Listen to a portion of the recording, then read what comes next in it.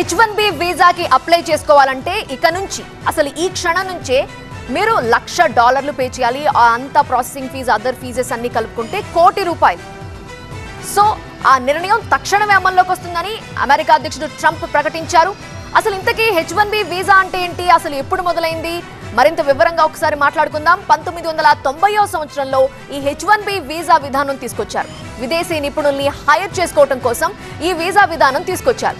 అమెరికాలోని టెక్ కంపెనీలు విదేశీ నిపుణుల్ని హైర్ చేసుకోవడానికి ఇది ఒక మార్గం. ఒకసారి H1B వీసా వస్తే దాని వ్యాలిడిటీ 3 ఏళ్లు ఉంటుంది, మరొక 3 ఏళ్లు ఎక్స్టెన్షన్, అలా 6 ఏళ్ల వరకు ఉంటుంది.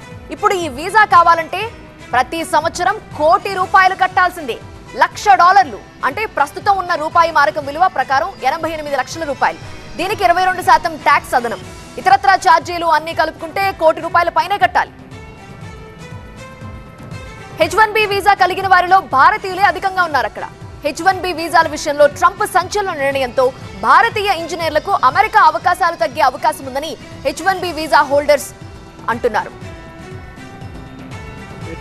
H1B filing fee premium అన్ని కాస్ట్ జనరల్గా ఓవరాల్ ఇట్ ఈస్ అరౌండ్ $6,000, కానీ దాన్ని ఇప్పుడు 95 times పెంచారు. అంటే $100,000, ఆల్మోస్ట్ ఒక 90 lakhs మన ఇండియన్ కరెన్సీలో చెప్పాలంటే.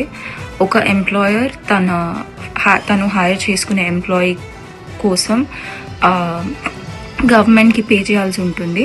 అది కూడా ఎవ్రీ ఇయర్, ఇప్పటి నుంచి ఇంకొక 1 year వరకు ఏవైతే పిటిషన్స్ DHS చేతిలో, USCIS చేతిలో ఉంటుందో ఫర్ అప్రూవల్, అండ్ ఆల్సో ఎవరైతే ఇండియా నుంచి US ట్రావెల్ చేస్తారు, ఎంటర్ అవుతారు, వాళ్ళందరికీ కూడా ఆల్దో స్టాంప్ ఉన్నా కూడా ఎంప్లాయర్ ఈ ఫీ పే చేసినారా అన్న receipt or invoice whatever that is అది చూపించి అది ఓకే అయితేనే వాళ్ళకి రీఎంట్రీ ఉంటుంది. And this is effective immediate. ఎవరు అయితే నార్మల్గా విజిట్ చేయడానికి వెళ్తున్నారో వాళ్ళు ఓవర్ నైట్ ఫ్లైట్ తీసుకోవాల్సి వస్తుంది. అండ్ బిఫోర్ 21st వాళ్ళ ఇమిగ్రేషన్ అయిపోయిందంటే they are good. Otherwise the chances are quite low, and also question